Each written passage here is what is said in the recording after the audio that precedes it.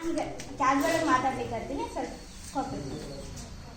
ಯಾಕೆ ಆ ಥರ ಆಗುತ್ತಾ, ಏಕಾಗ್ರತೆ ಮಾಡಲ್ಲ. ಮಾರ್ಕ್ಸ್ ಫಸ್ಟಿಗೆ ಜಾಯ್ನ್ ಆಗಿದ ತಕ್ಷಣ 90 ಅವರ್ ತೆಗಿಬೇಕು, ಫಸ್ಟ್ ನಾನೇ ಬರಬೇಕಂತ ಇರುತ್ತೆ.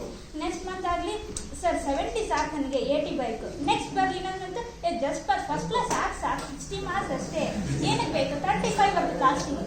ಪಾಸ್ 35 ಸಾಕು 35 ಬೇಡ ನನಗೆ ಅಂತ. ಹೌದು, ಇದು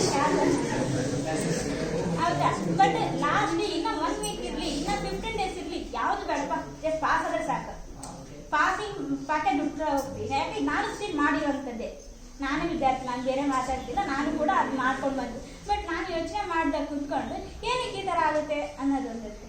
ಬಟ್ ಈಗ ಇದು ವಿದ್ಯಾರ್ಥಿ ಜೀವನ ಅನ್ನೋದಂತಂದರೆ ಎತ್ತವರು ಕನಸು ಇಟ್ಕೊಂಡಿರ್ತಾರೆ, ಅದು ಒತ್ತಡ ಇರುತ್ತೆ. ಅವ್ರು ಏನೋ ಅಂದ್ಕೊಂಡಾರ ನಾನು ಹಂಗೆ ಮಾಡಬೇಕು, ಬಟ್ ನಾನು ಆ ಥರ ಮಾಡ್ತಿಲ್ಲ, ಅದೊಂದು ಪ್ರೆಷರ್ ಇದ್ದೇ ಇರುತ್ತೆ ಅದ್ರ ಮೈಂಡಲ್ಲಿ.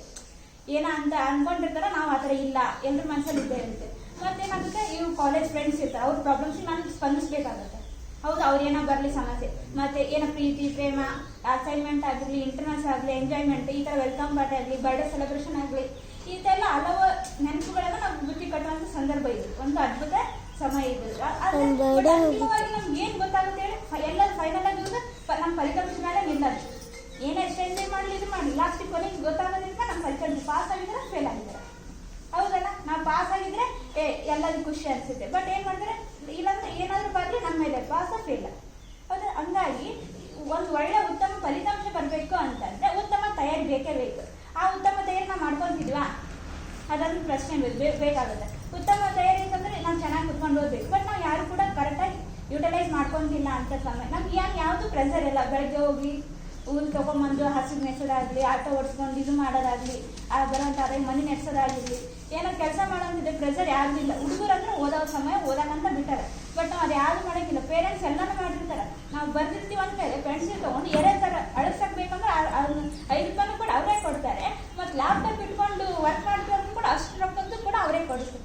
ಬಟ್ ಅವ್ರಿಗೆ ನಾವೇನು ಕೊಡ್ತೀವಿ, ಏನೂ ಇಲ್ಲ. ಒಂದು ಈ ಕ್ಲಾಸ್ ನಡೀತಿದೆ ಅಂದರೆ ಹಿಂಗೆ ಕುತ್ಕೊಂಡು ಏನೋ ಮಾತಾಡೋದಾಗಲಿ, ಈಗ ಒಂದು ಆನ್ಲೈನ್ ಕ್ಲಾಸಾಗೆಲ್ಲ ನಡೆಸಿದ್ರೆ ಏನೇನೋ ಹಿಂಗೆ ಮಾಡ್ತೀವಿ. ಬಟ್ ಅವ್ರಿಗೆ ಏನಕ್ಕೆ ಲಾಸ್ ಆಗಲ್ಲದು, ನಮಗೆ ಲಾಸ್. ಹೌದಾ, ಜ್ಞಾನ ಪಡ್ಕೊಳ್ಳೋ ಜವಾಬ್ದಾರಿ ಎಲ್ಲ ನಮ್ದಾಗಿರ್ತೈತಿ. ಬಟ್ ಅದು ನಾವು ಯಾವ ರೀತಿ ಇದನ್ನು ಮಾಡೋಂಗಿಲ್ಲ. ಬಟ್ ಇದು ನಾನು ಅವ್ರಿಗೆ ಗೊತ್ತಾಗ್ತದೆ ಎತ್ತವ್ರಿಗೆ ಅಂತಂದರೆ ಮನಸ್ಸಿಗೆ ಎಷ್ಟಾಗುತ್ತಾ ಬೇಜಾರಾಗುತ್ತೆ ಅನ್ನೋದು ಕೂಡ ನಮಗೆ ಗೊತ್ತು. ಬಟ್ ಅದ್ರ ಬಗ್ಗೆ ನಾವು ಥಿಂಕ್ ಮಾಡೋಂಗಿಲ್ಲ. ಈಗ ಇನ್ನೂ 1 ವೀಕ್ ಇರಬೇಕಾದ್ರೆ ನೆಕ್ಸ್ಟ್ ವೀಕ್ ಇರಬೇಕು ಎಕ್ಸಾಮ್ಸ್. ಸೊ ಟೈಮ್ ವೇಸ್ಟ್ ಮಾಡದೆ ಕರೆಕ್ಟಾಗಿ ಓದಬೇಕು ಅಂತ ಅಷ್ಟೇ ಇಂಟೆನ್ಷನ್.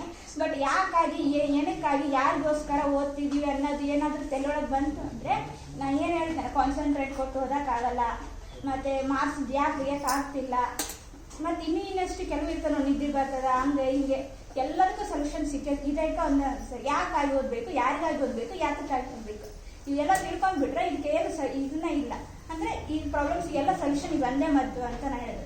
ಒಬ್ಬಂತರ ಇನ್ನೆಲ್ಲನೂ ಇನ್ನು 1 ವೀಕ್ ಅಷ್ಟೇ ಇದೆ, ಟೈಮ್ ವೇಸ್ಟ್ ಮಾಡಬೇಡ್ರಿ. ಈ ಚಾಪ್ಟರ್ಸ್ ಓದ್ತಿದ್ದೀವಿ ಅಂತಂದರೆ 3 ಡೇಸ್ ಒಳಗೆ ಏನು ಓದೋದಾಗುತ್ತೆ, ಒಂದಿಷ್ಟೊಂದು ದಪ್ಪ ಬುಕ್ಕ ಇದೆ, ಅದು ಇಮ್ಯಾಜಿನೇಷನ್ ಮಾಡ್ಕೊತ ಹೋಗಬೇಕು. ಓದೋದಾದ್ರೆ ಎಲ್ರಿಗೂ ಬೋರ್ ಅನಿಸುತ್ತೆ. ಮೂವಿ ಥರ ಕ್ರಿಯೇಟ್ ಮಾಡೋ ಅಂದರೆ ಈಗ ಸ್ಟಿಲ್ ನಮಗಿರೋದು ಕಾಮರ್ಸ್ ಅಂತಂದರೆ ಭಾಳ ಚೆನ್ನಾಗಿ, ಅಂದರೆ ಹೊರಗಡೆ ನಡೆಯೋದೇ ನಮ್ಗೆ ಗೊತ್ತಾಗ್ಬಿಡ್ತೈತಿ. ಈಗ ಸೈನ್ಸ್ ಆದರೂ ಲ್ಯಾಬ್ನಾಗ ಹೋಗ್ಬೇಕು ಹಂಗೆ ಹಿಂಗೆ. ಬಟ್ ನಮ್ದು ಹಂಗಲ್ಲ, ಈಗ ಒಂದು ಮ್ಯಾನೇಜ್ಮೆಂಟ್ ನಮ್ಮ ಕಂಪ್ನಿ ಇರುತ್ತೆ, ಇಮ್ಯಾಜಿನೇಷನ್ ಮಾಡ್ಕೋಬೇಕು ಜಸ್ಟ್ ಅಷ್ಟೇ. ಈಗ ಮಾರ್ಕೆಟಿಂಗ್ ಅಂದರೆ ಏನು ಮಾಡ್ತಾರೆ, ಪ್ರಾಡಕ್ಟ್ ಇಮ್ಯಾಜಿನ್ ಮಾಡ್ಕೊಂಡು ಹೋದ್ರೆ ಓದ್ಬೋದು, ಬೋರೇ ಅನ್ಸಂಗಿಲ್ಲ. ಯಾಕಂದ್ರೆ ಕ್ರಿಯೇಟಿವಿಟಿ ಮಾಡ್ಕೊಂಡು ಹೋದ್ರೆ ಏನು ಮೂವಿ ಅಂತ ನೆನ್ಪಿಟ್ಟಿರ್ತೀವಿ, ಒಂದು ಸೀನ್ ಕೂಡ ನೆನ್ಪಿಟ್ಟಿರ್ತೀವಿ, ಪಕ್ಕ ಅದ ಮೂವಿ ಅಂತ. ಬಟ್ ಓದೋದ್ರೂ ಕೂಡ ಹಂಗೆ. ಈಗ ಒಂದು ಮ್ಯಾನೇಜ್ಮೆಂಟು ಅಂತ ಬಂದರೆ ಲೆವೆಲ್ಸ್ ಆಫ್ ಮ್ಯಾನೇಜ್ಮೆಂಟ್ ಅಂತ ತಗೊಳ್ಳಿ. ಈ ಸಬ್ಜೆಕ್ಟ್ ಇದೆಲ್ಲ ನಿಮಗೆ ಮ್ಯಾನೇಜ್ಮೆಂಟ್ ಇದೆ, ಲೆವೆಲ್ಸ್ ಆಫ್ ಮ್ಯಾನೇಜ್ಮೆಂಟ್ ಟಾಪಿಕ್.